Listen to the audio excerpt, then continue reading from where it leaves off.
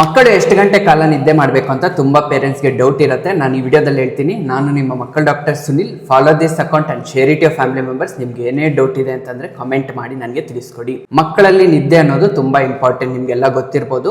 ಮಕ್ಕಳ ಗ್ರೋತ್ಗೆ, ಡೆವಲಪ್ಮೆಂಟ್ಗೆ, ಇಮ್ಯುನಿಟಿಗೆ ನಿದ್ದೆ ಅನ್ನೋದು ತುಂಬಾ ಇಂಪಾರ್ಟೆಂಟ್. ನ್ಯೂ ಬಾರ್ನ್ ಬೇಬೀಸ್ ಅನ್ನೋದು ಯೂಶಲಿ ಮಾರ್ನಿಂಗ್ ಟೈಮ್ಸ್ ಅಲ್ಲಿ ನಿದ್ದೆ ಮಾಡ್ತಾ ಇರುತ್ತೆ. ಹಾಲು ಕುಡಿದ್ಬಿಟ್ಟು ನಿದ್ದೆ ಮಾಡ್ತಾ ಇರುತ್ತೆ. ನೈಟ್ ಟೈಮ್ಸ್ ಅನ್ನೋದು ನಿದ್ದೆ ಮಾಡೋದು ಕಡಿಮೆ.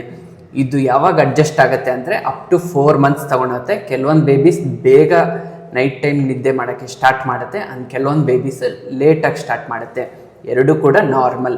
4 ತಿಂಗಳವರೆಗೂ ಬೇಬೀಸ್ ಅಪ್ ಟು 20 hours ತನಕನೂ ನಿದ್ದೆ ಮಾಡ್ತಾನೆ ಇರುತ್ತೆ. ಇದು ಕೂಡ ನಾರ್ಮಲ್. ಮತ್ತೆ 4 ತಿಂಗಳಿಂದ 1 ವರ್ಷದವರೆಗೂ ಮಕ್ಕಳು 12ರಿಂದ 16 ಗಂಟೆ ಟೋಟಲ್ ಆಗಿ ನಿದ್ದೆ ಮಾಡಬೇಕಾಗತ್ತೆ. ಮತ್ತೆ 1 ವರ್ಷದಿಂದ 3 ವರ್ಷದ ಮಗು 11ರಿಂದ 14 ಗಂಟೆ ಟೋಟಲ್ ಆಗಿ ನಿದ್ದೆ ಮಾಡಬೇಕು.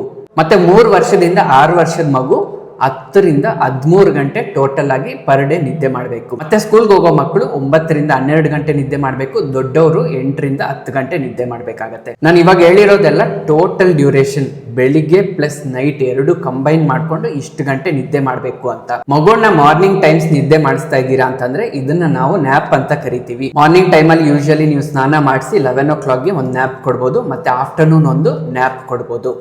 ಈವ್ನಿಂಗ್ 5 ಆದ್ಮೇಲೆ ನ್ಯಾಪ್ಸ್ ಕೊಡಬೇಡಿ ಬೇಬೀಸ್ಗೆ. ಈ ತರ ಈವ್ನಿಂಗ್ 5 o'clock ಆದ್ಮೇಲೆ ನೀವು ನ್ಯಾಪ್ಸ್ ಕೊಡ್ತಾ ಇದ್ರೆ ಬೇಬೀಸ್ಗೆ ನೈಟ್ ಅನ್ನೋದು ಬೇಗ ಮಲ್ಗೋದಿಲ್ಲ.